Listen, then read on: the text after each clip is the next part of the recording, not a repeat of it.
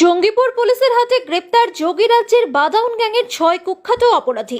BJP শাসিত double engine সরকারের যোগী রাজ্য থেকে পশ্চিমবঙ্গে অপরাধ করতে এসে মুর্শিদাবাদের জঙ্গিপুর পুলিশ জেলার আধিকারিকদের হাতে গ্রেপ্তার হলেন উত্তরপ্রদেশের কুখ্যাত বাদাউন গ্যাংয়ের 3 জন মহিলা সদস্য সহ মোট 6 জন দুষ্কৃতী।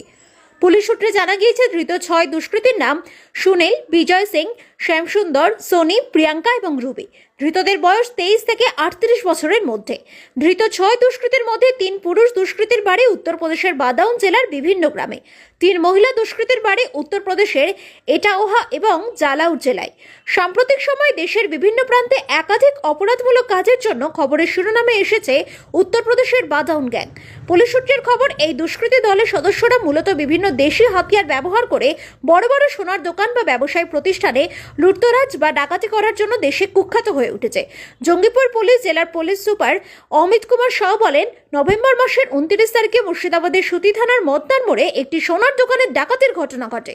ওই দোকান থেকে নগদ প্রায় 1 লক্ষ টাকা সহ বেশ কিছু সোনা এবং রূপোর গয়না খোয়া যায়।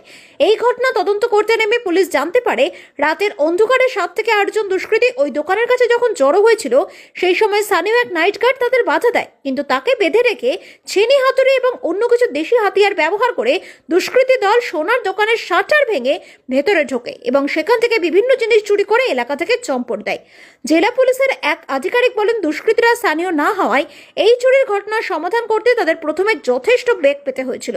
এরপর বিভিন্ন সিসিটিভি ফুটেজ এবং টেকনিক্যাল সাহায্য ব্যবহার করে পুলিশ জানতে পারে, ভয়াবহ এই ডাকাতির ঘটনার সঙ্গে মুর্শিদাবাদ জেলার কোনো দুষ্কৃতী দল জড়িত নয়।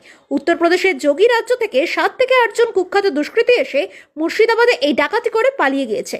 পুলিশ সুপার বলেন, এই তথ্য পাওয়ার পর জঙ্গিপুর পুলিশ জেলার ক্রাইম মনিটরিং সেল এবং বিভিন্ন থানার আধিকারিকদের নিয়ে একটি বিশেষ দল গঠন করা হয়।